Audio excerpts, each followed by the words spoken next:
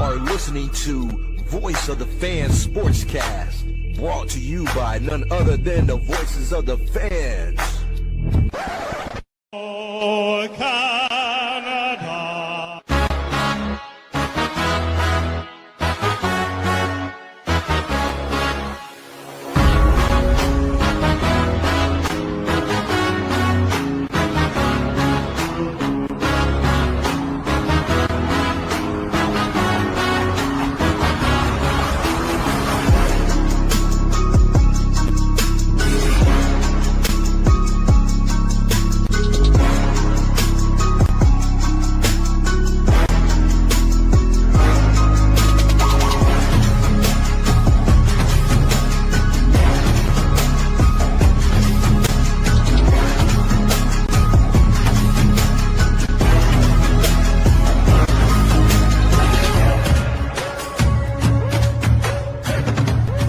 For Wednesday, the 11th of March, I'm Randy Couray. This is Voice of the Fans Canada.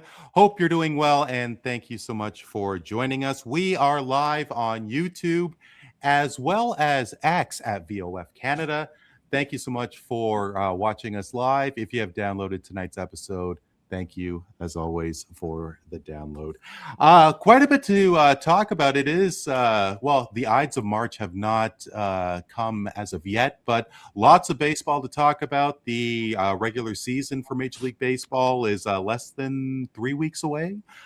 We are going to talk about that, as well as we are going to try and get through what took place in Milan with the Olympic hockey tournament. And of course, really a terrific night in sports with history being made in South Florida. The Roundtable has assembled as always. Joining us with the apropos background regarding our Toronto Maple Leafs, Dan Leggieri is here. Dano, how are you? Oh, hello, Randy. Always happy to be here, and pleasure to see your face again. It is great to see you as well, and we will get into the background that you have selected in a moment. He always has a golden smile, and his country is feeling a little golden these days. Joining us from south of the 49th parallel, the host of Foursquare Sports. Be sure to give Foursquare Sports a like at the number 4 SQ Sports. He is Matt Siriani. Matt, how's it going? Oh my gosh, great to be back. It's been a while. You've cleaned up a little bit with the new intro and I love it. I love it. Oh, thank you so much. You're too kind. It was time for a quick change, and I was fiddling around if we should have a new intro song as well, but it's baby steps, Maddie. Baby steps. Yeah, of course. Yeah, Jay Cardinale will join us as well, and I'd love to get his perspective as well with regards to what took place again with the hockey tournaments in the recent Winter Olympics. Of course, Canada was in the gold medal match, but in both the men's and women's tournament, Canada came up short. And, Dano, I don't know what your thoughts were with regards to what Canada's chances were in claiming Olympic gold. I personally did genuinely think that the U.S. did have a stronger team. They were that much younger. Their goaltending was that much stronger. Their defense was what it was. But I did have to ask you, of course, you are a big soccer fan, and you have roots from Italy. Italy has had, of course, some incredible successes, but recently have had a little bit of struggles. And, as a proud Canadian of Italian heritage, with the losses that Canada had in those 2 gold medal games, was it comparable to what you experienced for when you were following the Italian soccer team? It's an interesting question and a big dilemma for I'm not sure if Matt can appreciate just how much of a conflict it is internally when Italian sports and Canadian sports are pitted against another. There's this big debate of whether Canadian Italians like me, first generation Canadian, should cheer for Italy when it comes to soccer because they may be the first game of this year's World Cup. So there's always this, who's better at what sport, who should I cheer for, where does my heart ultimately lie? But it's remarkable how, like my background would suggest, I'm a Leafs fan. So it seems like all my teams are just losing in spectacular fashion these days, whether it's the Leafs or the Canadian national hockey team or the Italian men's national soccer team. So, Randy, for me personally, Italy's more disappointing this time around, the soccer team being where they are again and potentially missing a third consecutive World Cup and losing on a knockout stage to a very lesser light, with all due respect to Bosnia, Herzegovina, and Wales and Northern Ireland. These are teams that they should beat to get into the tournament. But like you said off the top, I agree with you where going into the Olympics, I was convinced that the Americans had our number this year, just based on their team from the bottom down. We still have, in my opinion, the 3 best players in the world, and they can carry you to any championship, which they almost did. But the Americans have a very good system. They've been dominating at all levels of ice hockey, and it's no surprise to see that both men and women won gold this year. So potentially seeing Italy lose in another World Cup qualifying playoff in 2 weeks' time would be more heartbreaking than seeing Canada lose a championship or gold medal game this time around. In years past, it may have been different, but just where we are and what's been happening with both programs, Canada seems to have either stagnated or maybe even declined a bit.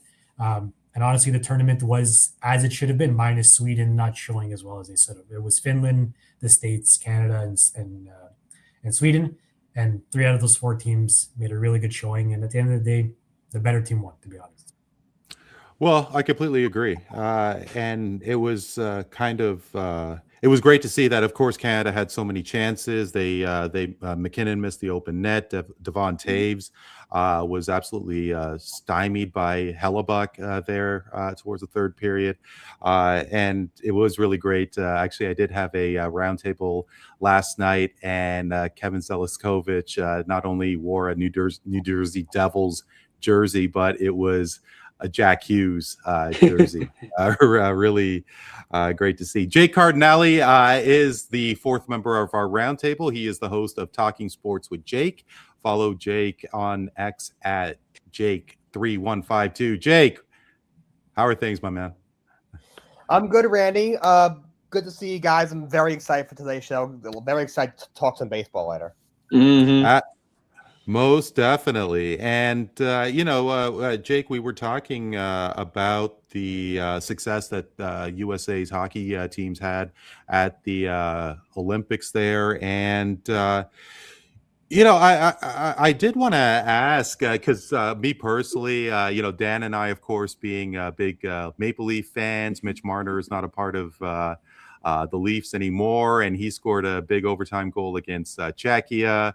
Nick Suzuki from the Montreal Canadiens scored a big goal as well during the Olympics, and it was it's the beauty of international hockey when teams from your hated club teams are actually a part of your team. And you are a Rangers fan. You're proud to wear that Rangers t-shirt, and the hero of your country is from those hated New Jersey Devils. I mean, was that a little weird for you to cheer for Jack Hughes along with any other player who's a rival to the New York Rangers, and then to have Jack Hughes score the winning goal?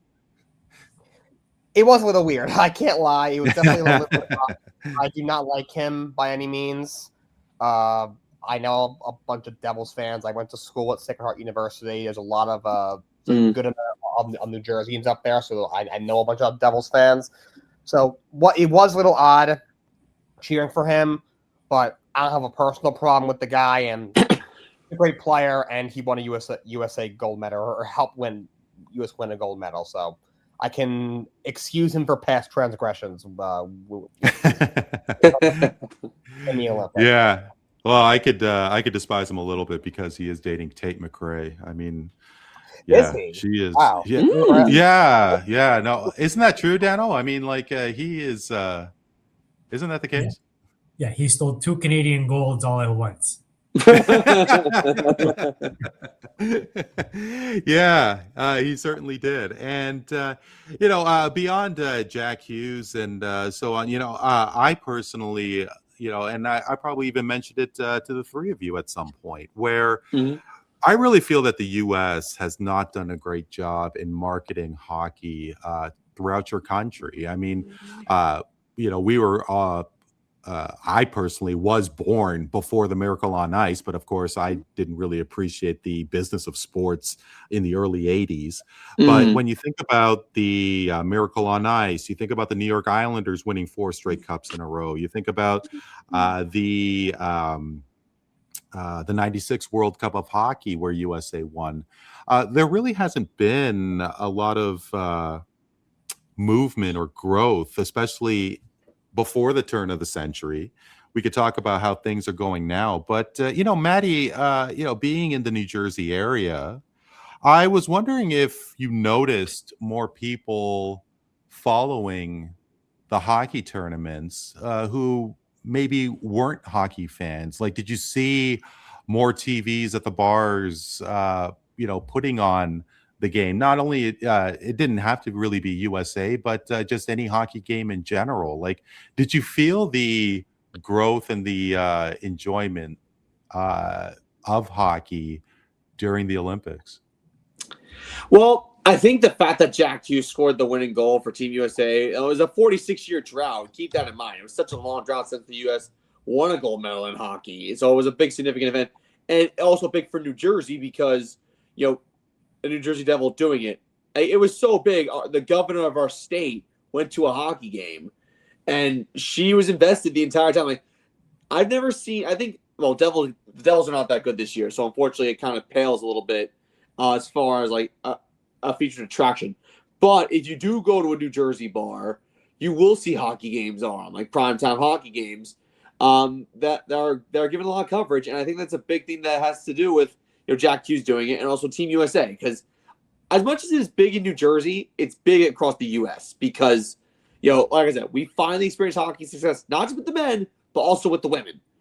Hillary Knight went out on like Riding in the Sun, and she had a great tournament, and she had a great career, and now she's walking out on top. And it's a great story for Team USA because, like I said, we haven't been at the top in a long time, and I think part of it has to do with the fact that we lost in the Four Nations face-off to Canada. That probably fueled the fire a little bit, and probably got us more invested because we're like, oh, we came so close last time, and the Canada's been on a thorn on our side for a long time, and we finally got over the hump. And I feel like that's why US got to appreciate it a little bit more. Oh, Randy, I think you muted. Damn, I did it again. Do you think?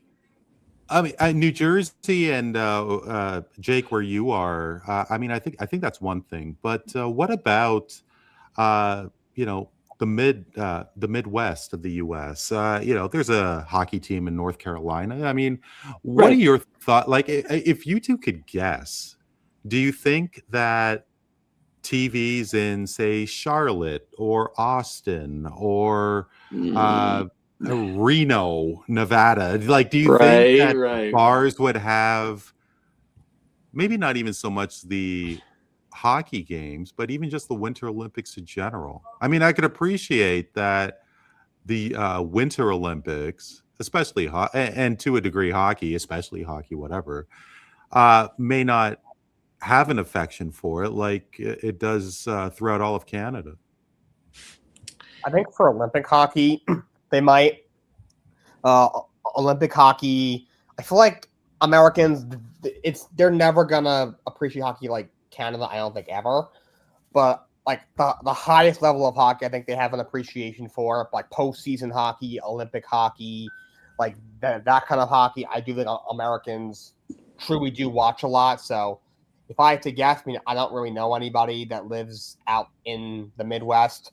Or you mentioned Austin, Texas. That I don't really know too many people down south either. If I had to guess, they were probably watching the Olympics and were cheering for the U.S. and were happy that they won. Maddie? Yeah, I think it also depends on obviously Olympic hockey is going to bring people together because it's the Olympics. It's not a team thing; it's a country thing. That's probably why you saw at 8:00 in the morning, bars were open for the gold medal game because it was such a big deal. The best rivalry in hockey, U.S. and Canada.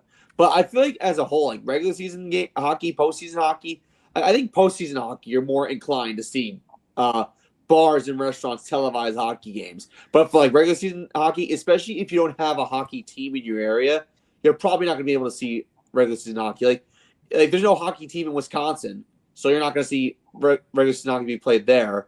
But they have the Badgers. I mean, the Badgers, I believe, have a pretty decent hockey program.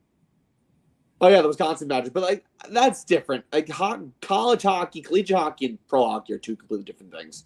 Like, it really depends on where you are and what kind of hockey teams you have and also just the coverage that you have. Because, right, like, the Midwest doesn't really, like, obviously you have the Red Wings, the Detroit Red Wings in Michigan, but you really don't have, and the Columbus Blue Jackets, I guess. But in the Midwest, you really don't have too much hockey to look forward to, other than Olympic hockey or the Four Nations face-off or any country-related events. But it really depends geographically where hockey is popular. Like in the Northeast, hockey's big in the Northeast. But Sure. some of the places you're not going to see that. Yeah, sure. I mean, Dano, for two guys like us, I wonder what it was like in 1980 in the U.S. when Mike Eruzione scored. That had to have been such a huge moment. And I don't know if it's that far of a stretch where people in Arizona heard the name Mike Eruzione. And if it did stick, obviously the news cycle wasn't as instant and as accessible as it is now. But a gold medal is a gold medal, and the Miracle on Ice was what it was.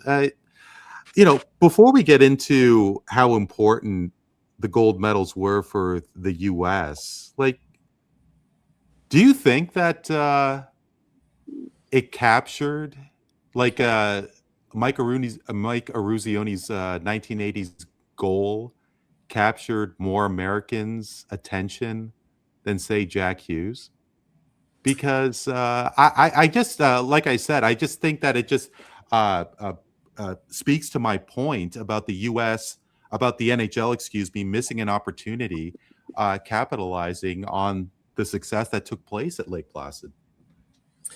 Yeah, I don't know. I don't know if I necessarily agree. And again, I'm coming at it from a Canadian's point of view. So Matt, Jake, Sure. step in, correct me if I'm misrepresenting any time. But from what I can gauge just based on the research I've done and the stuff I've watched on the 1980 Olympics, where most Americans probably didn't even know that the Americans had a team, an ice hockey team in the Olympics until they beat the Russians in the semifinals. Right.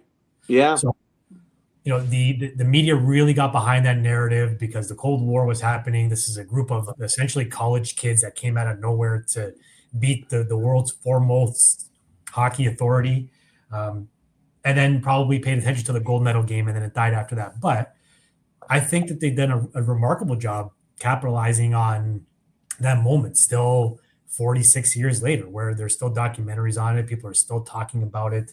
It's still a really meaningful moment in time for American sports fans, as one to look back on pretty fondly. And since then, you could argue it may have taken a long time just because permeating the American psyche or the long-standing histories that baseball and football and other sports have in that sport, where to go from a bunch of maybe third liners being in the NHL at that time to now having premier players. And I think the stat last I heard was like 30 to 35% of players in the NHL are American born now. Mm-hmm. So the national I always forget the acronym, the National Development Program, they've done a remarkable job of not only bringing kids in, but developing them into really marketable stars worldwide. Like when they do the European tours, they're marketing whatever hometown they're in. But then it's Matthews, it's it's Jack Eichel, it's Jack Hughes, it's these guys that have really taken the game to a new level. And you would think, just like soccer is in Canada now that Canada has got a little bit of traction nationally in their soccer program, slowly more kids start playing at the grassroots level, and then 15, 20 years from now, we may be a dominant force, just like the States is in hockey. All of a sudden, not all of a sudden, but again, it's that slow progression. Yeah. So, and as much as you hate Gary Bettman, you almost have to admire how much he finds these pockets of the country to grow the game and draw free agents to make legitimate, I'm drawing a blank on the word, but the communities. Yeah, no, a great experience for sure, because Nashville took a really long time to develop. They got Smashville, and it's apparently they're really taking to hockey. Like, actually, I was in Nashville a couple years ago. I didn't go to the hockey game, but I was at a bar right by Bridgestone Arena. I think it's called Bridgestone still, but there's it was decked out, like everybody was decked out in Preds gear, and there was a presence in Nashville, even Vegas. Now, this was before the Raiders came to Vegas, but there was a huge presence of the Golden Knights. Yeah, and the NHL has that. They have that ability, unlike any other of the big four sports leagues in North America, where they can go out on a limb and create that road into Vegas that now everybody else is following. The MLB is following, the NFL's followed. It's only a matter of time before the NBA gets a team in there as well. So, I think. So I just to go back to the original question, I think whoever lit the fuse under the 1980s team and created lifelong fans and kids who wanted to play the game and growing the game as far as a profitable sport, when you've got so much competition, even in small towns, right? You talk about Wisconsin or places like Minnesota, where their hockey teams, their college hockey teams are followed, but they're up against like massive NCAA teams, right? They just not on the same level. So I think they've done a good job, and I think that they'll continue to do a good job. Winning gold will sort of light a fire under the next generation that wants to play as well. And hopefully the cycle just keeps growing from there, because it's good for the game to have good competition. Where Matt, you talk about the American women's team, and I'll finish on this thought where, as a Canadian, it was honestly really boring when it was just Canada winning all the time. And right. Crept up and created that rivalry. Now even Sweden's got a decent team on the women's program. So the fact that Canada doesn't just go in and walk all over everybody is ultimately better for everybody, I think. Even for Hockey Canada, who will now hopefully go back and start to develop some good goalies because they don't have anybody anymore. So it's a good point. Yeah, exactly. And, to that, Dano, I have to say that I wonder if, the NHL going on TNT is sorry, you guys still with me? No, we're good. We're good. Okay, great. Because I was wondering, because my free screen just froze there. I was wondering if the NHL on TNT is a massive reason for any sort of potential growth before the Olympics, because I think Paul Bissonnette and the Spitting Chicklets podcast, I think it's just absolutely working and doing quite well. Like, these guys do have a great personality, and there is so much testosterone like there is in the NFL. And I think that is what really sells. But obviously it helps if your country has a winning product, and the US definitely has a winning product. Like, how excited do you think the NHL is? I mean, despite the injuries that did take place, I'm sure there's a lot of bumps and bruises beyond what happened to Sidney Crosby, Kevin Fiala. This has to be such a win-win scenario for the U.S. winning gold, let alone Canada winning silver. It has to be. I think, you bringing up, Mason Crosby hurting himself, Sidney Crosby hurting himself in the Olympic hockey tournament. It almost reminds me of when Edwin Diaz hurt himself in the WBC a few years ago. Oh, yeah. That's what it kind of reminds me of. Like, it's a patriotic, country-worth thing, but there could be some consequences. And this is, I think, one of the reasons why people were skeptical about putting NHL players into Olympic hockey play. Kind of like how, Major League Baseball is kind of skeptical with putting Major League Baseball players in the WBC, because if a major athlete gets hurt for their team, it's going to cost them. And I can only imagine Sidney Crosby getting hurt is probably going to hurt the Pittsburgh Penguins a lot. And baseball's had a lot of problems with that. Well, the problem, I know we're going to talk about the World Baseball Classic a little bit later, but it's right before the season, so the pitchers aren't stretched out yet. Like Paul Skeens only went 4 innings in the game that he pitched. Guys aren't stretched out yet, so the timing is tough. But the Mets have had a couple of guys get hurt. We mentioned Diaz. Seth Lugo, who pitches for the Royals, he came up with the Mets as a starter. When 1 year he pitched for, I believe he pitches for Puerto Rico, and they used him so much, and he ended up hurting his elbow, and he missed like half of one season, and he never really recovered for a while. That's one of the reasons the Mets put him in the bullpen. They needed some bullpen up for years when they had him, but also he just didn't have the arm to get through a full season as a starter. It wasn't until he left the Mets to where he really got fully healthy. So that tournament kind of ruined him. And going back to like playing NHL players in it, the longest time I've been against it because we've had guys get hurt. You saw Sidney Crosby. John Tavares, I think, had a pretty serious injury years ago with the Islanders. Yeah, sure did. Blew out his ACL. He ended up being okay afterwards. He's had a lot of really good seasons afterwards for both the Islanders and the Maple Leafs. So that's thankful. But also, you got to remember, a lot of the top Olympic hockey moments have not featured NHL players. Like we mentioned earlier, the Miracle on Ice team, there were 0 NHL players on that. 0 NHL players. Like I know a couple went on to the NHL. Like Ken Morrow had a great career in the NHL, but like I personally know him from the U.S. team, not necessarily maybe because he played in the 80s. But I think he's in. Is he not in the Hall of Fame? Yes, he had a great NHL career, but there's I think a certain part of people that know. Oh yeah, sure. No, I'll put it. I'll ballpark thing around 10. Defenseman for a long time in the NHL. I think he was on those Islanders teams that were great. And no, he was. I think he won all 4. One of the all-time greats, but yeah, so it's very risky. I'm not a big fan of the World Baseball Classic personally. I just think it does more harm than good because the timing is so bad.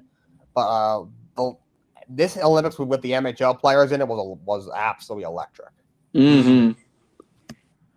It's funny you're talking about timing of all because I was listening to TSN Radio here in Toronto, and Ernie Witt, the manager of Canada, is not a fan of the timing, as you mentioned. And he was actually thinking that it should be during the season. And I think that is an absolutely terrible idea because the possibility of injury during the tournament and sorry? During the season, no. Yeah. No. Classic? The World Baseball Classic, because that is one of the worst ideas. No. So where are you gonna I personally have always thought that it should be after the World Series. Playing the World Series on Thanksgiving at that point. Seriously. Well, yeah, sure. The World Series could be close to. It usually ends like around Halloween-ish. I'm just thinking you take 3 weeks after 3 weeks to play the tournament. Like I might even exaggerate. That's basically things we're gonna have. They're gonna, and also they're not going to compete with the NFL. So so there's that too. So then, if you have the World Baseball Classic after the World Series, you potentially are having the championship game close to December. Yeah, that would. Yeah, it depends how far after you do the World Baseball Classic, but you got to give the players a chance to breathe at least, especially the guys that were in the World Series. Like for example, if you did this past year, the Dodgers and Jays would have had a lot of players, I'm sure, in the World Baseball Classic.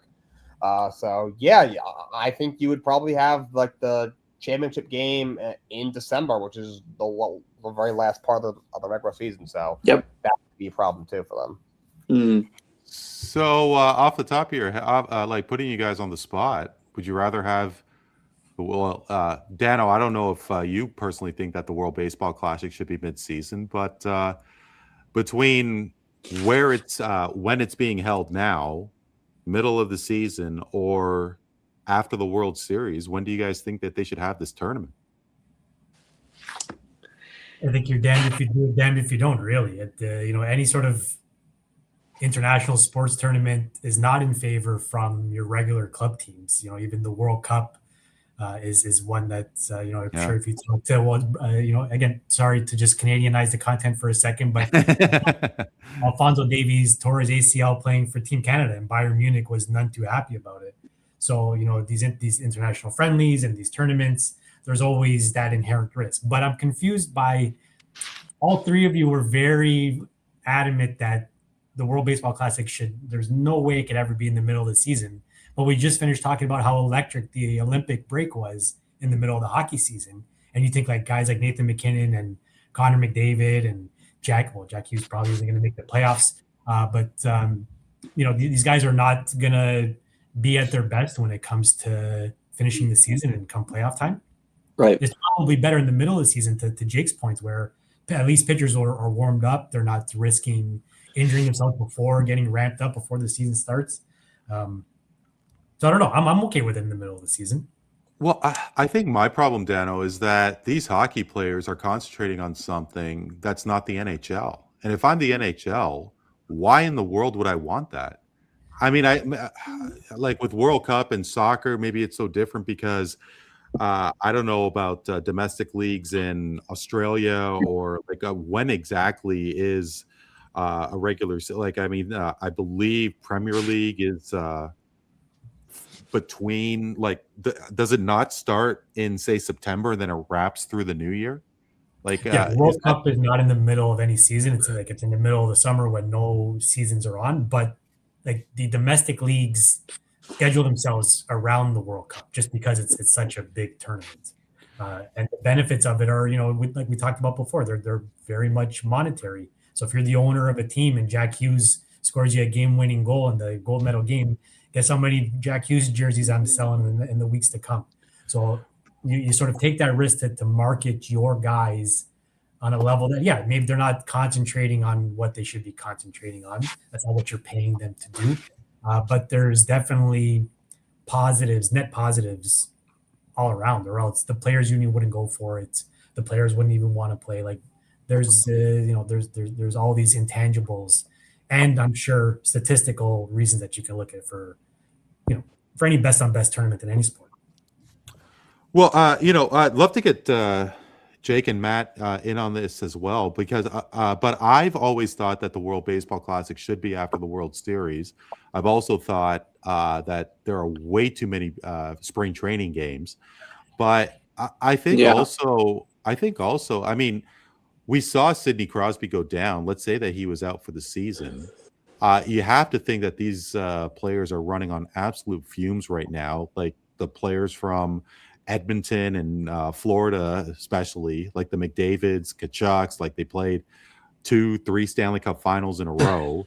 And again, like if I'm the NHL, I would be freaking out to no end if my guys are playing in the Olympics, because, if I'm an owner, my goal, of course, is to win the Stanley Cup.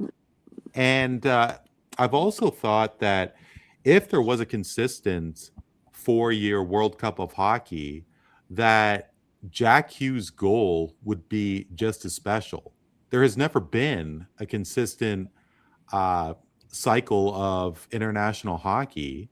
Mm-hmm. And I still think that Jack Hughes jerseys would have sold. I mean, take a look, Dano, about the Paul Henderson goal in the Summit Series and the Canada Cup Mario Lemieux goal and so on. Those were in September, and they were massive points for moments in Canadian hockey. Yeah, so was Crosby's golden goal in 2010. It was in the middle of February. Sure. It's the same idea. So I don't know. I don't necessarily buy that. I know that it's a big sticking point with soccer primarily because these guys almost play 12 years or 12 months out of the year now. They've got their domestic leagues. They got the Copa America. They've got the World Cup, the Euros, all these international friendlies. Like they've got very little time to breathe, as Jake put it before. So I can sympathize with that. But at the end of the day, I honestly think an owner will take any chance he can to put his star in front of an audience that didn't have exposure to that player before. And as of now, anyway, Randy, you're right. Where unless hockey gets together and creates either a Champions League of some sorts where they've got the best from Sweden, the best from Finland, the best from Russia come and do this sort of international tournament, or you do the World Cup every 4 years. But as of right now, Olympics is the pinnacle of ice hockey. Unlike another Absolutely. sport. Yeah, no, for sure. Like one Matt, thing Jim, I will what do you say, like the Olympics are country. It's pride. It's country pride. That's the main reason why you watch the Olympics, is you want to see your country do well. Like as much as we want to see my team versus your team compete, at the end of the day, it's country versus country, and that's bigger than probably any Stanley Cup that any player will ever receive. Yeah. I'd imagine Jack Hughes can make a better personal gain out of the goal he scored for the States than he ever could for winning a Stanley Cup with Jersey. Just as a And, goal and scorer. one last thing to put a bow on this whole thing with the hockey and the Jack Hughes thing. If NHL players were not allowed to participate in the Olympics, and that Jack Hughes goal didn't happen, and you just focus on one thing, and that's the Devils sucking wind, Jack Hughes jerseys wouldn't be selling. They'd be saying, "Oh, this kid Jack Hughes is a bum. Get him out of here." That's what they'd be saying. But now that mindset is erased when you see him producing the Olympics, scoring that huge goal. You know what's hilarious, Matt, is that we have a gold medal winning guy here in Toronto. We're still booing him out the fucking city.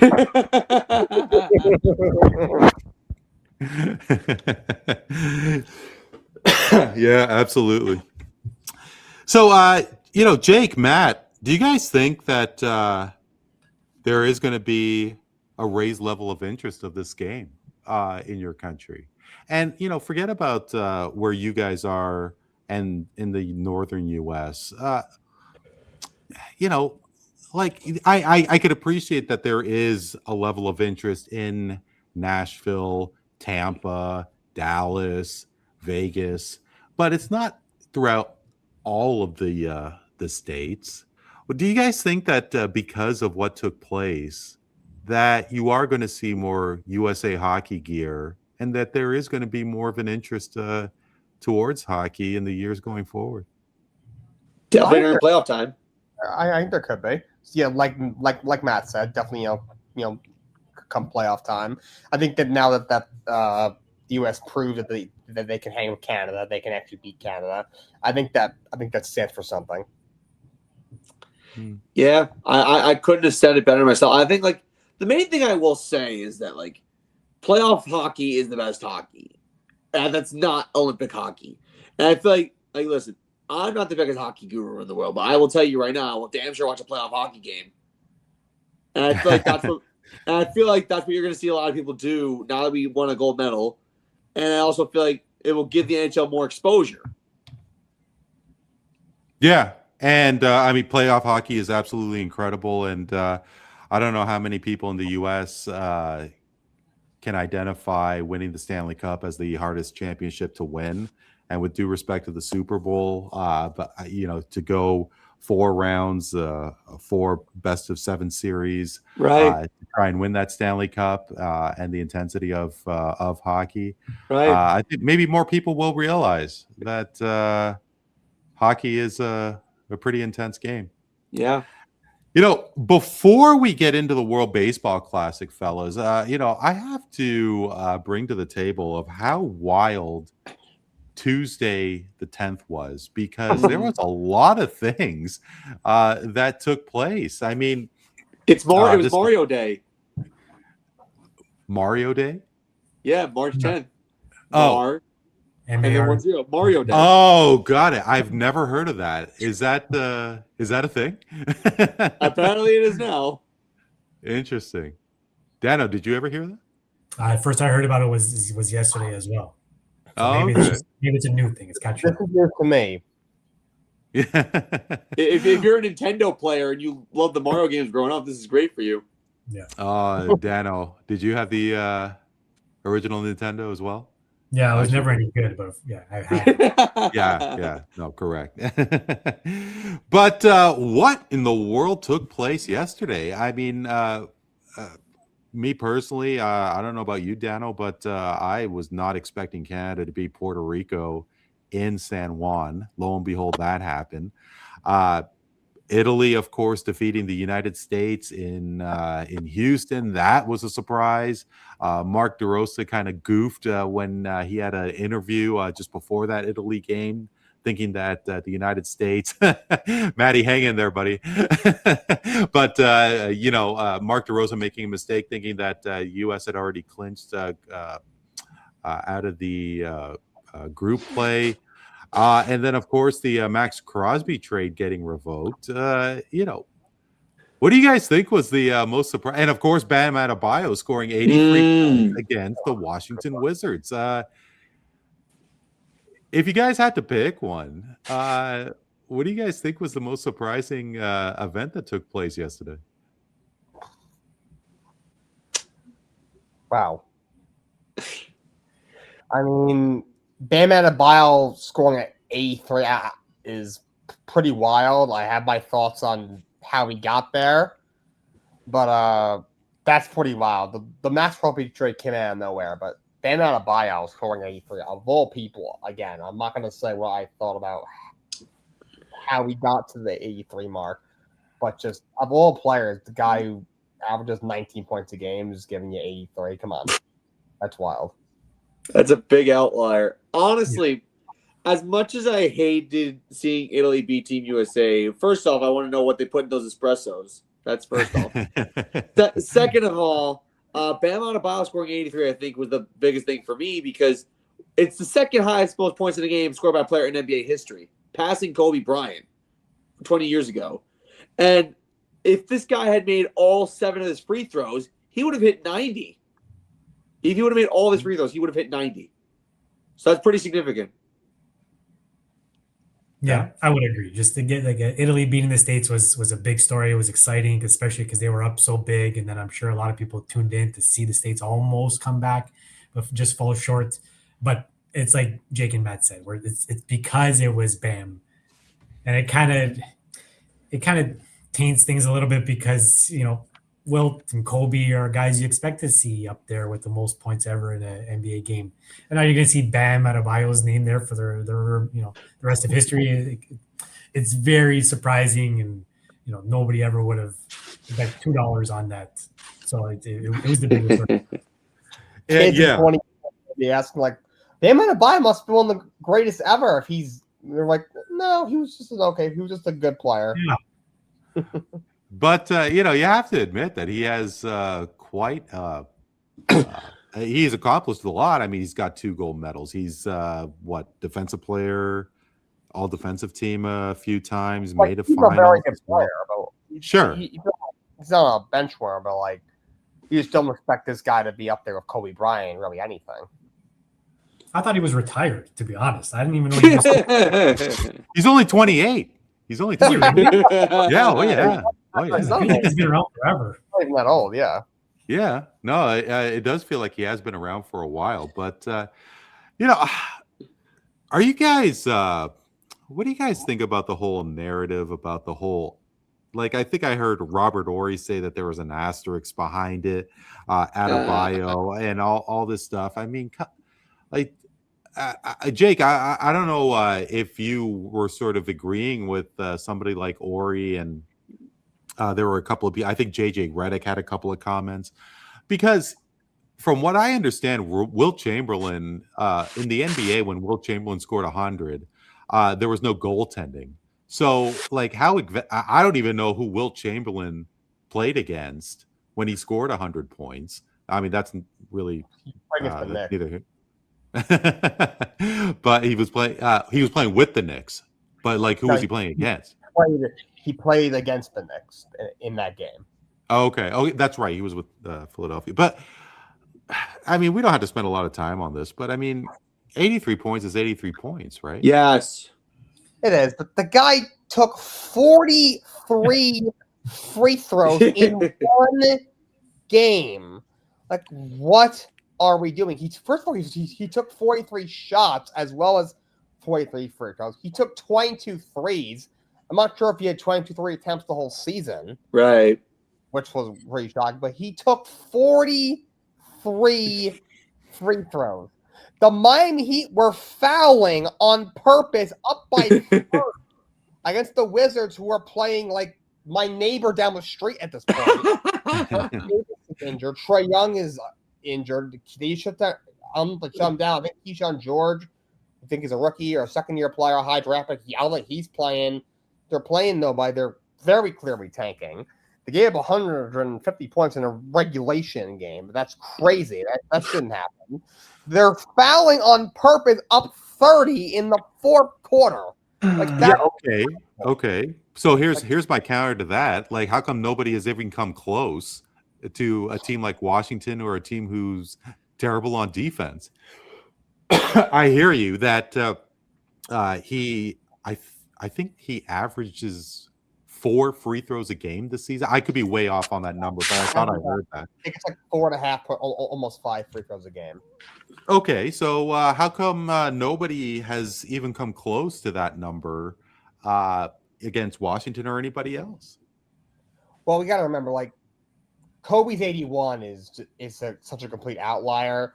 Like, we've had a couple of guys like Donovan Mitchell a couple of years ago had 70. This is a weird fact. It was actually the DeMar Hamlin game, not to bring up such a horrible moment, but the game that DeMar Hamlin collapsed and went to the hospital, and that really, just terrible event. Donovan Mitchell had, I think, 70 or 71 for the Cavaliers, but unfortunately, it was the same day as the DeMar Hamlin incident, so it did get overshadowed.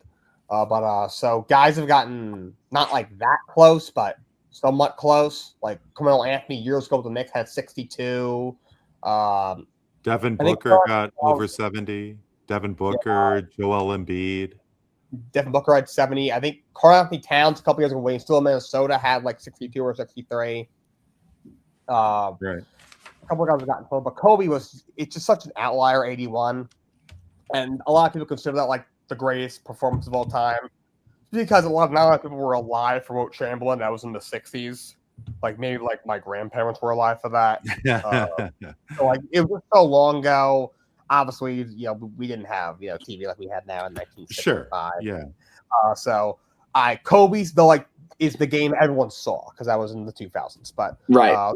But it's just such an outlier, and so it's just such an outlier. I think that's why it's such a big deal. It's a record that we never thought would be broken. And it's stood for so long, and like no one's gotten really all that close. Mm-mm. Dano, do you think there should be some criticism, some justifiable criticism on like I personally didn't see the game myself, but in terms of whether the Heat were intentionally stopping the clock, whether the refs were fouling Washington a little bit more so. Do you think that there should be, some sort of asterisk behind the Bam Adebayo game? I personally think that, he hit the he made the record, he hit the record. A record's a record. Yeah, he still made the shots. And, since when in sports do we care about guys doing it purely and honestly, right? So you got baseball records up to wazoo of guys who were juicing. And so on, and down the list. Like Maradona won a World Cup by scoring with his hand, for Christ's sake. Nobody. But I think to the point of like what's sort of been the people keep coming back to on the panel is that you're going to look at this name in 30 years from now and go, who? Right? You're going to see Wilt Chamberlain, who's like a historic figure in the game and broke all these records and was dominant, and et cetera, et cetera. And then you're going to see Bam Adebayo next. And you're like, and Kobe's under him, Carmelo's under him, Embiid is under him. So, it's like you said, there's no asterisks for me. It is what it is. It's a big story because of just who he is. And to Jake's point, is because it happens so rarely in the game where guys put up those kind of numbers. So it's a great story all around, right? He's a guy who may qualify for the Hall of Fame maybe at the end of his career, depending on how. But so it's fine. It's just like you just wish it was somewhat of a little bit more somebody else. Yeah. It was a little surprising to see Bam and that stat line. Yeah. And we are going to talk about Bam Adebayo towards the end of the show. But over to the World Baseball Classic, guys. And Actually, Randy, now that we're going to the World Baseball Classic, I have some breaking news about that. Please, by all means. Okay. So right now, Italy is up 5-0 over Mexico. And if you pull up that graphic that you showed us earlier, I need you to pull up that graphic again. So because Italy is up 5-0 right now, Mexico would have to win if 5 runs scored or more. So unless this game ends in extras and Mexico wins, the U.S. is in great position to make it to the knockout round. Well, it looks like going by this. Oh, well, no. Mexico has to win, and they had to win with 4 runs or less. So from what I understand, it looks like U.S. is already qualified. Yeah, so Mexico is most likely out. Yeah, because from what I understand, they had a very unique way of the tiebreaker, because I guess the mercy rule is in effect, and games stop after a certain amount of runs. That's correct. Yes. Yeah, they have to do something bizarro with the tiebreaker rules. But yeah, Italy is up 5-0. Look at those Italians! My goodness, Matty, Dano. Forza Italia. They are looks like they're going to be joining the U.S. As well as Canada with the next round of the World Baseball Classic. Just figured I'd bring up that little bit. Sorry if I cut you off. No, please. Thank you so much. I appreciate that. And where are we at with the World Baseball Classic, guys? Jake, you talked about it in a moment, but I'm really interested in it. I think it's exactly what baseball needs. There's a part of the world that has a real excitement level to this game, and you see that with the Latin American countries especially. But when the U.S. does something special, we can see how hyped up U.S. players are when good things happen their way. Floor's open, fellas. How hype are you for the World Baseball Classic? Well, I was hyped. Well, I'm definitely hyped now, especially after seeing that Italy's up 5-0. That's good to see, because now it gives the U.S. a chance to. Mark DeRosa is spared, and he probably owes everyone on Team Italy a chicken parm dinner after that kind of performance. That's number one. Number two, the U.S. is even more hyped about their sports now, because you saw both men and women in hockey win the gold medal. Although I will say this, I think if you're the Dominican Republic, I think you can beat the U.S. If you're Japan, you can definitely beat the U.S. Because the way Japan's just been raking up runs and just hitting against opposing teams, it's like effortless what Japan's able to do. And partly it's because they have their own baseball league. But the reason so long there's no Czech electricians that are pitching. But Maddie, please continue. But I gotta mention the Dominican Republic too, because I'm pretty certain, don't quote me on this, I'm pretty certain a majority of Major League Baseball players come from the DR. Again, I'm probably wrong about this, and there's the chart. Thank you, Randy. I'm second most in Major League Baseball, and then a lot from that's the most. So there you go. I mean, the numbers say it right there. The DR is responsible for a lot of the big time Major League players. A lot of them come from Major League Baseball, the minors, free agency. It's pretty evident how big the DR is, and the fact that they haven't really done anything, like the fact they weren't in the final last year is kind of surprising, but. The DR's got a really good team. Japan is just killing everybody in sight. The U.S., they're walking into the knockout runs gingerly, and I think that this is a wake-up call for Mark DeRosa, because he made a big blunder, as you mentioned yesterday, by sending out your best players in the game against Italy. But now they can kind of rest easy now that Italy's taking care of business. Jake, how about you? I mean, with regards to Dano, Jake, we'll get to you in a second, but Dano, where are you with the World Baseball Classic? Of course, Toronto in Canada has had an enhanced level of interest with baseball with the Jays in the World Series, and are you into it at all?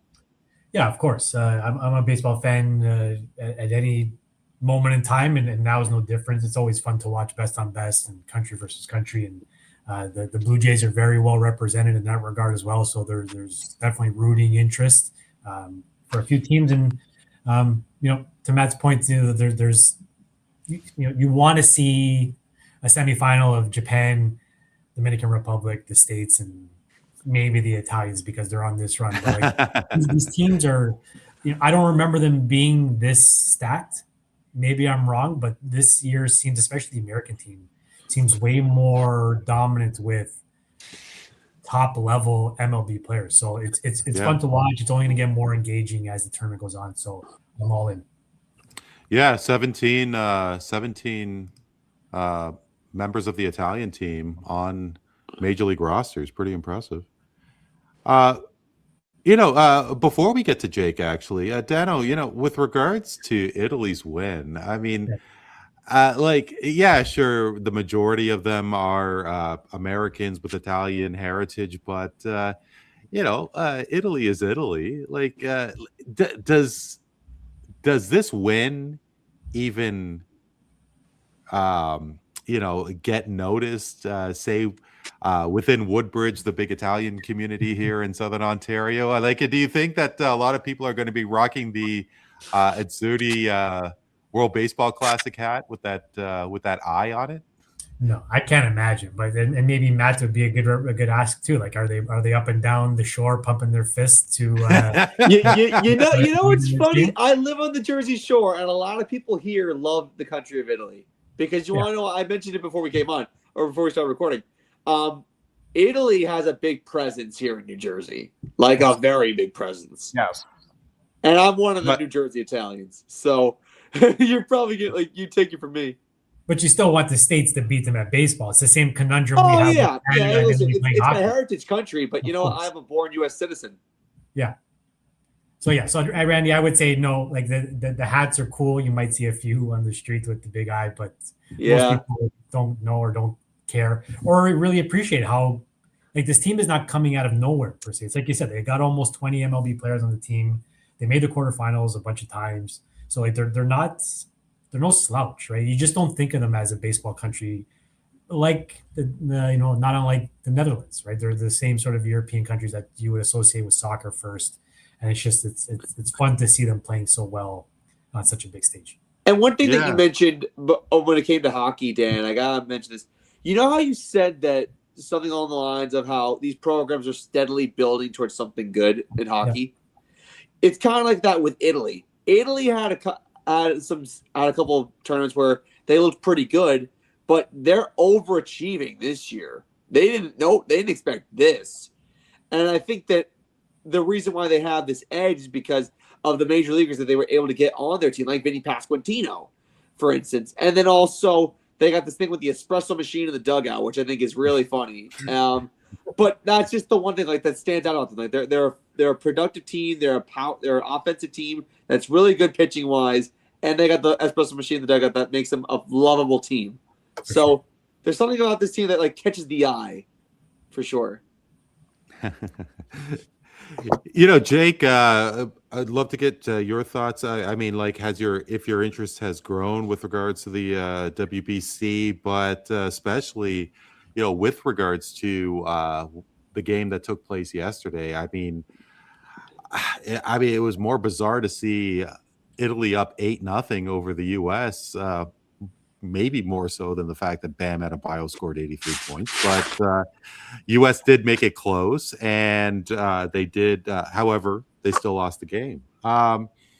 What exactly went through your head? I guess as a secondary point with regards to the World Baseball Classic, are you getting more interested in it at all? Not at all. Not the slightest. The tournament hasn't really interested me really ever. I just think the timing's really, really dumb. Dana brought up a good point. Maybe putting them in the middle of the year isn't the worst thing ever. There's no real good time to put it. You put it in before the season. Can you guys still hear me? Yep. Yeah, sure can. Sorry, I'm just fiddling around with this. There we go. But yeah, if you could put it before the season, the pitchers aren't stretched out. If a guy gets hurt so close to the season, in the middle of the year, the season's so long. you run into the problem of, the World Series is happening around Thanksgiving. You put it after the year. You're really competing with the NFL, so it's a tough conundrum. However, I was shocked that they were down 8-0 to Italy, though I did have a weird feeling they were going to lose a game in this stage because it's the way things were going. The first game they played, forget who, the team that just wasn't all that good. They kind of won pretty easily. Second game they played Great Britain. Turks Kabul went out there. He did pitch probably his best. I know he was in a weird spot where he was pitching the one game and then going back to the Tigers. Right. And they kind of got kind of a slow start. They were down like 1-0 or 2-0, and they kind of really poured it on. Mexico was a really close game. Granted, Mexico is not a bad team. I know they're getting their ass kicked by Italy right now, but they can hang with teams. The game was close, and then you play Italy, and you just got punched in the mouth. Really unfortunate. Thankfully, I don't know how Mark DeRosa thought they were in the next stage. I don't know how you don't know that. That's really embarrassing. Well, I mean, I think it's because it's not really cut and dry. I mean, like, it was a rather complex way. Like, I don't know who figured out that Mexico had to win a game by so much less runs and so on. I mean, it's not something that he really comes across every now and like in a consistent basis as a baseballer.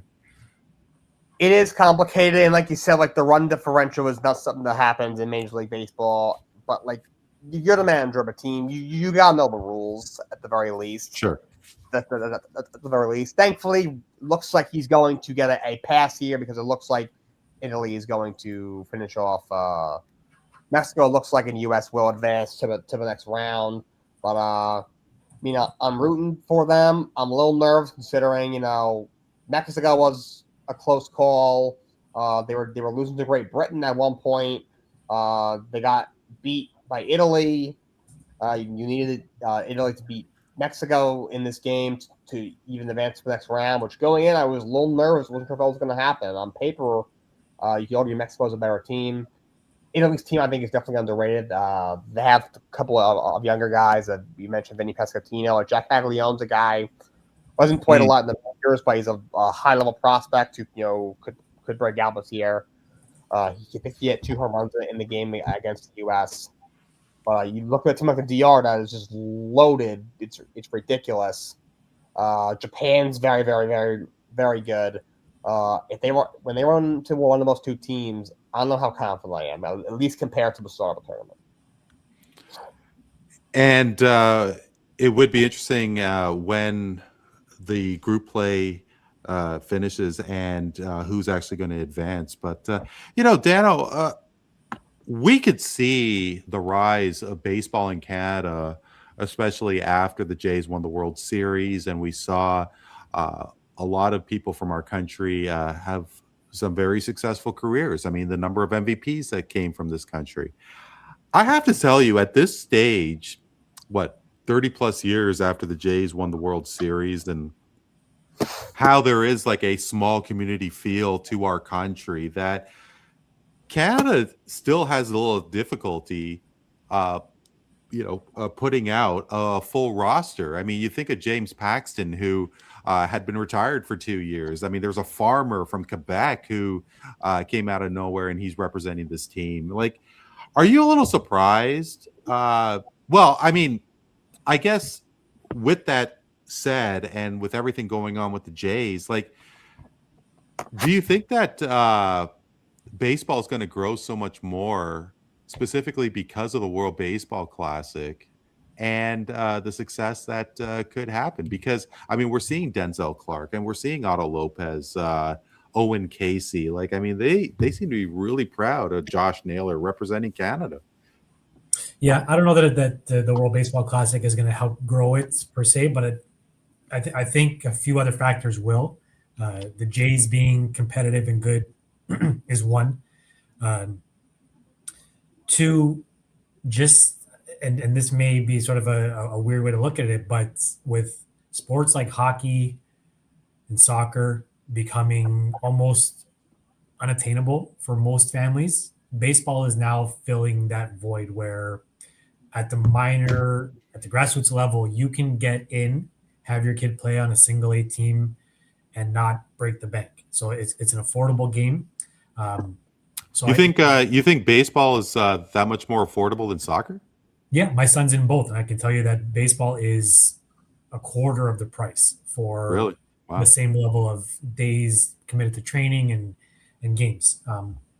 And we just don't have the infrastructure here as far as a national baseball program goes. And I can see it too, where people are already telling my 10-year-old son that if he wants to play, you got to go down south. You got to get into a college and work your way up the ranks there. Where we just don't have that kind of program to develop the kind of players more regularly, like the national hockey program in the States, where they've got this end-to-end plan to get kids in young, put them through the system, expose them to really good coaches and really good systems, funnel them through the college system, and then, produce professional level players. We don't necessarily have that pipeline yet in Canada, but I can see it growing, and the interest is definitely there. The Jays being competitive year in and year out, maybe not winning World Series, but competitive will go a long way, and more Canadian players. So not to say that the Baseball Classic won't have its benefits, because players will get to see, or kids will get to see guys like Naylor and get to see guys like O'Neill play and think, I want to be that too. So it'll help, but I think it'll be a slow growth because I don't know that the appetite is there nationally either. The growth could be a little slow. And I think that especially it is a shame that Toronto doesn't have any games for the World Baseball Classic. I remember in 2009 going to USA Venezuela when it was here in Toronto, and it was just such an incredible atmosphere. There was only 12,000 fans. I could appreciate some games don't really draw flies, but this would have been a great time to have World Baseball Classic games here in Toronto, especially with everything that happened with the Jays. Speaking of which, why don't we make our way over to Major League Baseball? And hey, Dano, one of our prize prospects, went over to Jake's neck of the woods. And of course, Bo Bichette did leave a mark with the Toronto Blue Jays, spending his entire career. And has left Toronto. Were you surprised at all? And how much of a void do you think he has left the Jays? Not surprised at all. I got the sense that he wanted out a few years ago. It's very similar to me to Mitch Marner, where you can see a guy who is a world-class player. He led the league in hits for a couple of years, probably would have again this year if he didn't get hurt.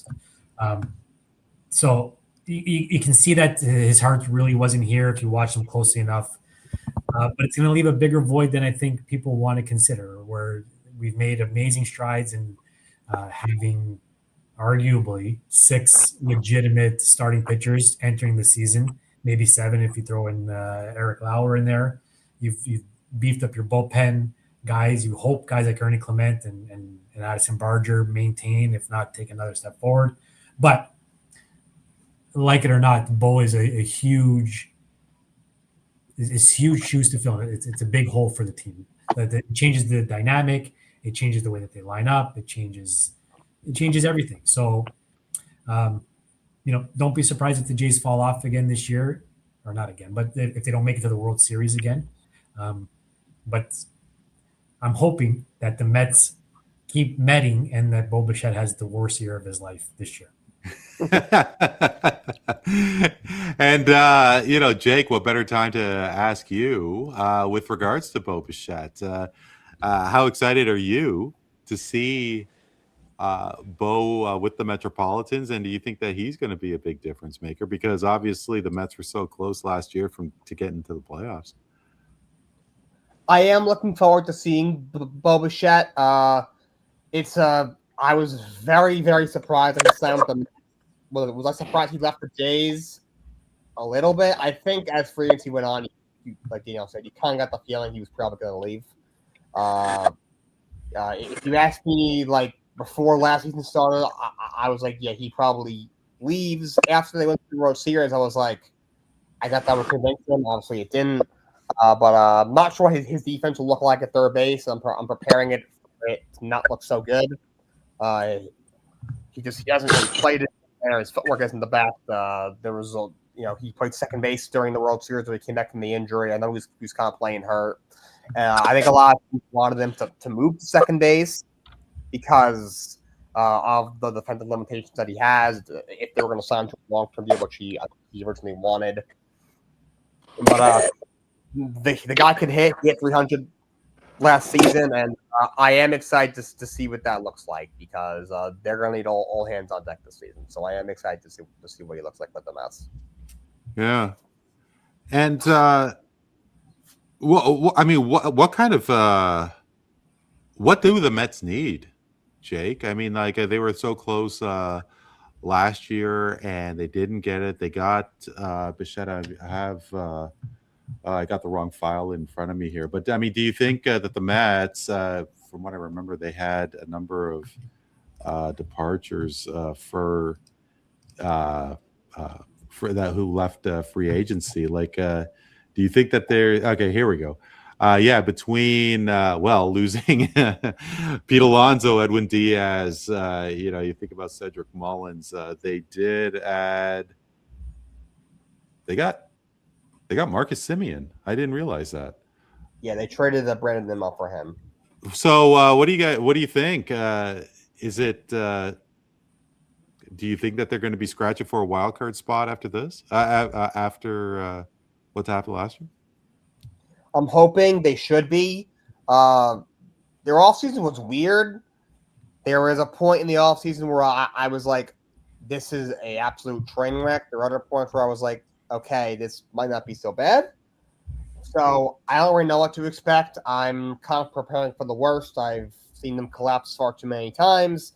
They've let me down far too many times, so I'm kind of preparing for the worst. But on paper, I think they have a decent team. They need to have some better starting pitching. I think Freddie Peralta will help that, but not sure if he'll be enough. The bullpen's kind of a new look. The team overall looks a lot different. So they're, to me, one of the bigger wild cards in all of baseball. They're a team that just you really don't know what you're going to get. So I'm very interested to see what things look like in April, May, early on in the season, because their GM David Stearns, who I'm not going to lie, he has one of the more punchable faces in that's what I love about you, Jake. You always have these kind of comments for anybody. It's beautiful. Thank you very much. Yeah, I call him Sir Geek a lot. That's what I call fans. But look, he said he wants to improve their run prevention, which is just the Harvard douche way of saying improve their defense, and he really didn't. Like you have a shortstop that should probably play second, playing third. You have a second baseman playing first in Hawaii Polanca, though he did bring in Luis Robert to go over in center field. Semien to go over at second, so maybe he balances out. I don't know, but he didn't really go all in on improving the run prevention like he said he would. That being said, he didn't necessarily put a horrendous team on paper in the offseason, which is weird. So I don't know what to expect at this point, but hopefully it's not a horrendous collapse like it was last year. And honestly, Jake, if Toronto's Blue Jay fans' words mean anything to you, you're gonna love Bo. He's an excellent player. He's a likable guy. He's quiet. He doesn't stir controversy, but he is gonna frustrate you on the defensive side of the ball. Yeah, I'm not looking forward to them playing third. Honestly, I really think they should DH him. Brett Baty played well last year. He was a little better at third base. If he takes another step forward, he could be a solid third baseman. And also, young players, I don't like DHing young players. It's really a veteran position, DH. So I would honestly DH Bichette. Maybe he ends up DHing I don't know. Who depends on how he looks. But I am happy that they added his bat to the line because that was something that was needed. Yeah, you're gonna love him for that reason. And again, he's not terrible at defense either. It's like I don't think he's this massive void out there, but he's never played third. And I know like Toronto, especially, like we've got a spotlight on him, and every preseason or spring training game he plays, every time he drops the ball in practice, we're like, see, he's the worst player ever. The good thing we got rid of him, but he'll be fine. And honestly, you're really gonna like him. He really is a genuine guy. Yeah, he's genuine. I just wonder, like I'm always curious about how much one player can make a difference, because, like, and I bring this up all the time. Like, you have the two best players in the world in Shohei Ohtani and Mike Trout in LA, and they couldn't do a single thing. And like, I mean, was the team behind him that poor in Los Angeles? Like, I just wonder if that it is, one of those things where that you are one piece away, or it's just one, or if there was just bad luck in LA. I don't know. The Angels anyway. are a complete joke. Yeah. Dano, I completely understand if you do have to get going. But before you do, though, I mean, what do you think about the Jays for next year? For this year, because nobody was expecting them to make the World Series last year, and you get Dylan Cease, and you get this a kid from Japan. Like, what do you think? Not even just make the World Series. Nobody was expecting them to make the playoffs last year. They kind of came out of nowhere and had a magical season. Springer was everything to this team when Vladdy struggled early in the season, and then when Bo got hurt. Like, there was a lot of things that just went right. Even the Yankees not being as good as they were supposed to be helped the Jays win the division. You remember, like, I think it was a tiebreaker at the end of the season, wasn't it? Or they won by half a game or a game. So like it wasn't like they walked away with the division. But like I said before, I think that they've done a good job beefing up what is an already aging starting rotation. And, even with Scherzer in there at 41, I don't know how many games he's really going to start. Yeah. But I like Cease. Again, he's a bit of from what I watch and see, he can frustrate you as good as anybody else. He's a strikeout king, but he also gives up the big hit. Bieber did the same thing last year where he came in and gave up a lot of meaningful home runs to opposition, especially in the playoffs. The Okamoto kid's supposed to be good. He looks good. Like I said, you hope that a guy like Ernie Clement is not just a flash in the pan and sort of a one-off playoff performer, but more of a solid everyday contributor. So they should be competitive at the very least. I don't have uber high expectations for them to go back to the World Series, but I don't know. It wouldn't surprise me either. Like, you still have Vladdy in his prime. You still got, you got Kirk, who's a really smart hitter, and you got a really good pitching staff bullpen as well. So we'll see. Honestly, if I were to guess, I would think they're a wild card team, and they'll be competitive, but I don't have aspirations for World Cup or World Series title this year. Yeah. Well, a wild card berth, they still get to the playoffs where anything can happen. Sure. Talk about that background behind you. You do have a maple leaf adorned tank, and you think that the Leafs should tank and get that top 5 pick, keep that top 5 pick, potentially draft Gavin McKenna. I don't even care if it's Gavin McKenna, but you can't give up another solid first round pick to, of all teams, the Boston fucking Bruins again, right? This just cannot happen. So you're I think 5 points out of 5th last overall. So just keep on losing, boys. Keep on getting 2 shots a period, and we can get this done and salvage what's been a terrible season. It has been a terrible season, but don't worry about it. At least they're going to win the cup next year, so it'll be all for naught. Things have happened. Daniel, thanks so much. Really, always love having you on. Let's do it again soon, okay? My pleasure. Anytime. Boys, thank you so much for a great conversation. Hopefully we'll talk soon. Take care, Dan. Okay. Dan Leggieri. So, Maddie, thank you so much for sticking it out there. Like, you're having some video issues there, Yeah, but I don't know what's going on. I guess technology decides to be a real pain in the ass today for me. I don't know why. No, you know what? No worries.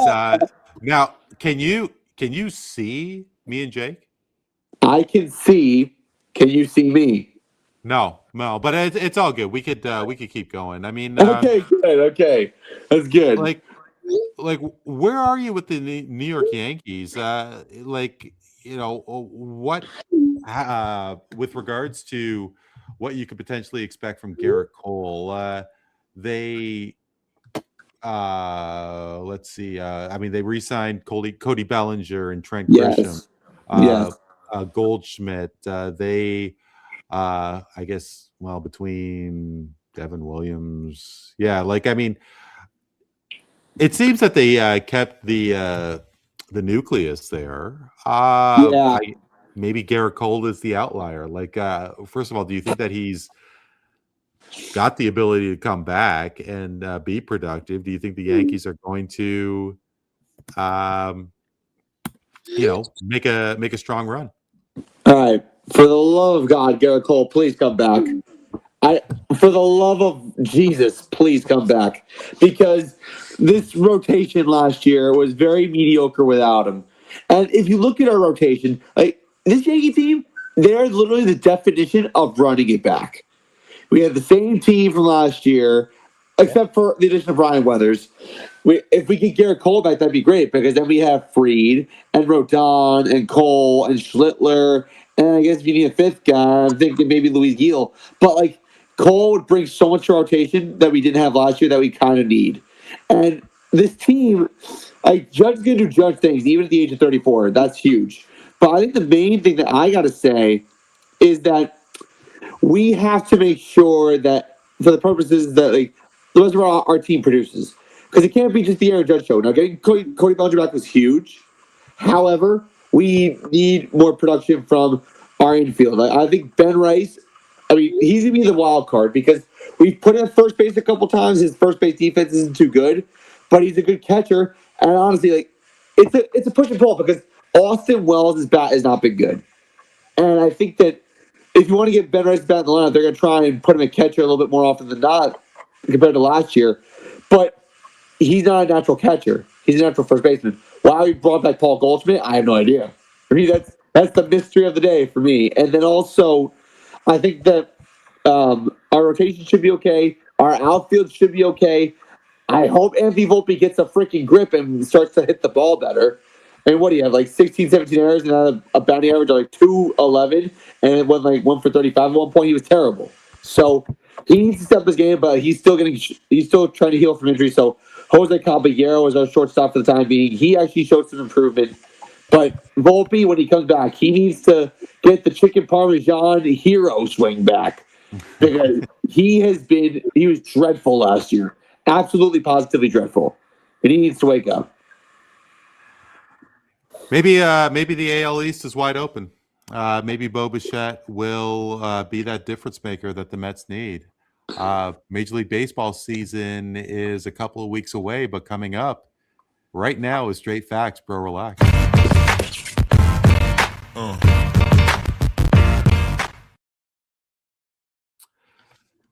It is the final segment of the show. Segment that I really do enjoy. And Maddie, I don't know. As you guys know, I'm not the biggest football guy in the world, but I had an affection for Tua Tagovailoa. I thought that, before the injuries happened, that he had some spunk. He had some moxie. And I thought that he could have done some really great things in Miami. He's found his way over to Atlanta, and with Michael Penix Jr., another lefty with injury troubles. Who knows what's going to happen in Atlanta? But could Tagovailoa have maybe find lightning in that bottle and lead the Falcons to a little bit of success? Maddie, Tua Tagovailoa will win a playoff game with the Atlanta Falcons. Straight facts, bro. Relax. Relax. Bro, relax. Like the easiest bro relax I can ever say. First off, we're in a Discord together, and the amount of things I said about Tua Tagovailoa were not too kind. And listen, I respect him as a player, but he's taken so many concussions and so many hits to the head. I'm really worried about his health, his mental health, because like, when you take concussions to the head, like it's a lot. And I think that he's just past his prime. Like he was great in Alabama. He never really had a heyday in Miami. He was okay, I guess, at best. But you got two lefty quarterbacks in Atlanta. One is really young, Michael Penix Jr. And right now, Tua signing a one-year deal with Atlanta. We were all laughing about it in our Discord, first off. Second off, Tua's days are just far behind him. I think that if you put two lefty quarterbacks with injury issues on the roster, you're going to go with the younger one because they have more to prove and probably more to give. Tua's days are far behind him. And even if he does become the starter in Atlanta, they ain't going anywhere with Tua Tagovailoa. So, bro, relax. Well, at 28 years old, I don't really like seeing the potential of someone losing his prime. But with those injuries, the scary concussion, I think it was back in Miami, hopefully he can bounce back. But yeah, the cards are stacked against him. Yeah, big time. Jake. Yeah, Jake. I mean, look, Major League Baseball does not have a salary cap, and there's such a huge tilt towards the LA Dodgers, and you have to think that even baseball itself, maybe the majority of players who are not on the LA Dodgers think that something has to be done. Whether that means that they're going to sacrifice their own livelihood, that remains to be seen. But there has to be something with regards to allowing certain teams to have these incredible payrolls while other teams get nothing. Could Major League Baseball find the recipe to avoid a work stoppage, which the CBA will be done, expire at the end of this upcoming season? Jake, Major League Baseball will avoid a work stoppage and will include a salary cap. Straight facts, bro, relax. That's bro relax for me. I have a hard time seeing them avoiding a work stoppage. I don't even know if we're going to have baseball in 2027. There are a lot of issues. I said even when they had like the mini lockout, what was it, 2022, around there, that there were still some pretty glaring issues. They just needed to get the season going and didn't want to miss games that year, so they just threw something together and figured, all right, we'll figure out the rest later. But things have gotten so bad. They're going to have a work stoppage. And there's a lot of things to talk about with the salary cap and what is it going to be and how is the luxury tax going to work. And they're going to clash because it's going to be, for the most part, the owners are probably going to want it. And, the Players Association is going to push hardly the other way. So I have a hard time seeing Major League Baseball avoiding a work stoppage. I have a hard time seeing them even playing baseball next year. Do you think that they should have a salary cap? Because I do. I've gone absolutely. I've gone back and forth on this for a while. They probably should. Every other league has it. My only reason against it is, so your issue is you have a lot of teams that aren't even trying, and now you're with no financial limits. Now you're going to put a financial limit in there. I don't know how that's supposed to help. Revenue sharing is also a disaster in Major League Baseball. I don't know how the salary cap is going to help that. So I'm not completely sold. You look at the other leagues, the NBA has a salary cap, or they kind of have a salary cap. It's kind of a myth at this point with the contracts that we see. But you had the Warriors and Cavs in the finals 4 or 5 years in a row. The NHL is a salary cap. We've had the same cup final 2 years in a row. MLB, outside of this year, these past 2 years, the Dodgers have had, I would say, the most parity. So I don't really think the cap helps with that necessarily. So I'm not sure what putting a salary cap in. Like, if you take your Dodgers hate out of it, Like everyone hates the Dodgers and what they're doing is annoying, but it's within the rules. Every team can do it. Yeah. Like if, But don't you think that they should change the rules though? I mean, I know it might be hard for you to think outside the box here, but to give Juan Soto $765 million, that's ridiculous. Like that contract is ridiculous. Not my money. Steve Cohen can pay. It's his baseball team. He can pay guys as much money as he wants. It's his money, not mine. But that's a asinine contract. But don't you think they should change the rules though? There probably should be something done, whether it's you do max deals like the NBA does. I know the NHL caps their contracts. You can't give more than 8 years or something, or it's like $7 on an extension or 8 for a new player coming in. Something like that. Maybe you play around with the luxury tax, but if you take I know Matt has been very adamant on this show, on other programs in our Discord, that he despises the Dodgers.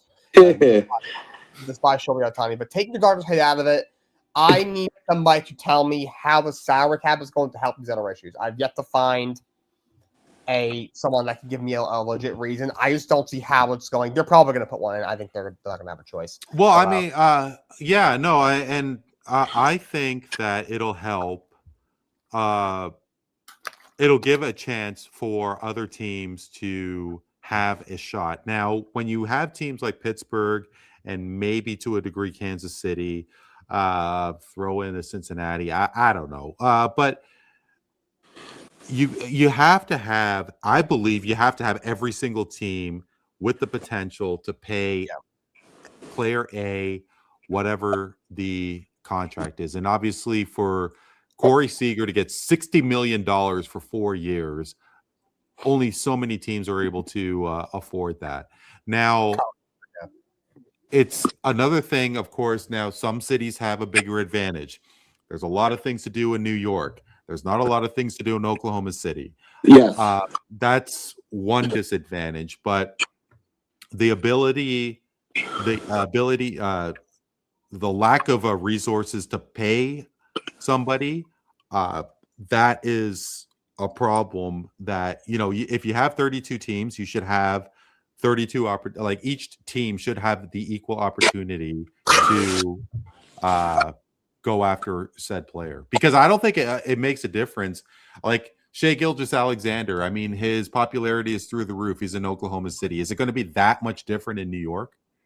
I personally don't see it. Not as because he's, especially a guy of his caliber, he might get a little bit more eyeballs on him if he were on the New York Knicks, just because it's New York. But in terms of popularity, I don't think we have much of that. No, I don't think so either. I mean, Russell Westbrook and Kevin Durant, I think their heyday of popularity was in Oklahoma City. Yeah. Reggie Miller in Indiana, and I mean the list goes on and on. But, agreed. Hopefully, baseball will avoid any work stoppage, because it's just so detrimental to any sport when they go through this process. Well, yeah, guys. I just want to say my last thought on it is, it is probably better to that teams have a fair advantage. Like right now, the Pirates don't have a chance in heck of re-signing Paul Skeens really in a few years. But if there's a cap, they might. But yeah, so I guess we'll see what happens. Hopefully, at least have a season in 2027. Hopefully, and hopefully we could get together another time and talk some more sports. Jake, Maddie, as always, it's a pleasure. Love it. For Dan Leggieri, Matt Siriani, and Jake Cardinale, I'm Randy Courret. This is Voice of the Fans Canada. Hope you're doing well and keeping safe. We will talk to you next time.